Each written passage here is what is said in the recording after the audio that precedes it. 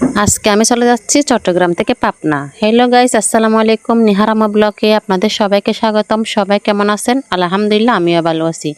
আসলে আমার জীবনে আমি এই প্রথম অনেক দূরে যাচ্ছি, তাও আবার লং ড্রাইভে। আসলে এত দূরে যাওয়ার কোনো অভ্যাস আমার কাছে নাই।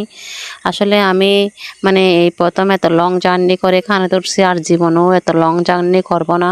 দেখতে দেখতে পাইছেন একটু আগে বের হয়েছি, এখন আমরা চট্টগ্রাম শহরে পৌঁছছি। ভাবতেছি রাতের খাওয়া দাওয়াটা করে নিবা, তাই এখানে রাতের খাওয়া দাওয়াটা করে নিলাম। তারপর এখানে দেখতেছি আমাদের টিকিট ওরা গাড়ির সাথে সাথে অনেক দেরি আছে, তাই এখানে একটা দোলনা ছিল, বাচ্চা বলছে ওখানে চড়বে, তাই বাচ্চার বাবা বাচ্চা দুজনে একসাথে চড়তেছে। আসলে আমাদের টিকিট হচ্ছে যে প্রায় 12টা, সাড়ে 12টার দিকে। তো আমরা এখন প্রায় 8-10-15 মিনিট ওরকম আছে আর কি।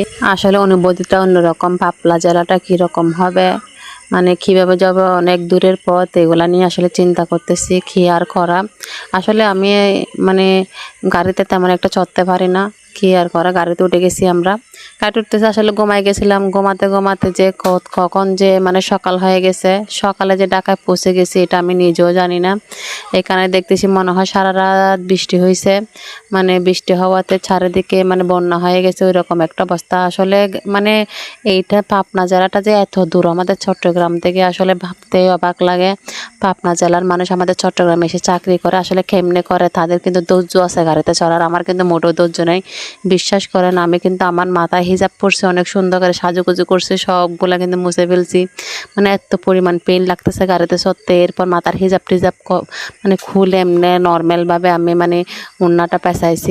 আমার গাড়িতে চড়তে চড়তে মাথা ব্যথা উঠে গেছে, আর তার উপর আমার মাইগ্রেনের সমস্যা আছে।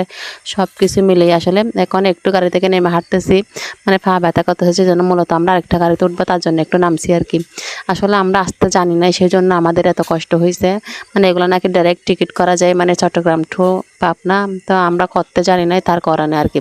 এখানে দেখেন অর্ধেক এসে আবার দেখতেছি এখানে বন্যা। আসলে ঢাকা ঢাকা জেলায় এরকম অবস্থা হবে কখনো কল্পনা করি না। এগুলো হচ্ছে ঢাকা। আসলে ঢাকাটা কখনো দেখি নাই, তাই আসলে জানালা দিয়ে সব জায়গাগুলো দেখতেছি, কোনটা কীরকম সাইনবোর্ডগুলো পড়তেছি। আসলে পড়তেই কিন্তু অনেক ভালো লাগে।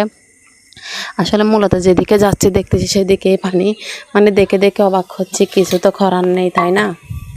আউট ডিস্ট্রিক্ট কিংবা ঢাকা বলেন, অন্য অন্য ডিস্ট্রিক্ট বলেন, সব ডিস্ট্রিক্ট কিন্তু বইয়ে পড়েছি, কখনো বাস্তবে দেখি নাই। তাই চোখ মেলে সব কিছু উপভোগ করতেছি, সব কিছু দেখতেছি। আসলে কিন্তু দেখতে ভালো লাগতেছে, কিন্তু পায়ে ভীষণ সমস্যা হচ্ছে, বচ্চা বচ্চা কোমর ব্যথা করতেছে, এটাই আর কি।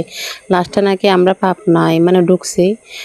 তারপর আমরা কিন্তু পৌঁছতে পৌঁছতে কিন্তু বিকাল হয়ে গেছে। ওই যে বললাম না, আমরা যে গাড়িতে উঠতে জানি নাই, ডাইরেক্ট গাড়ি নিই নাই।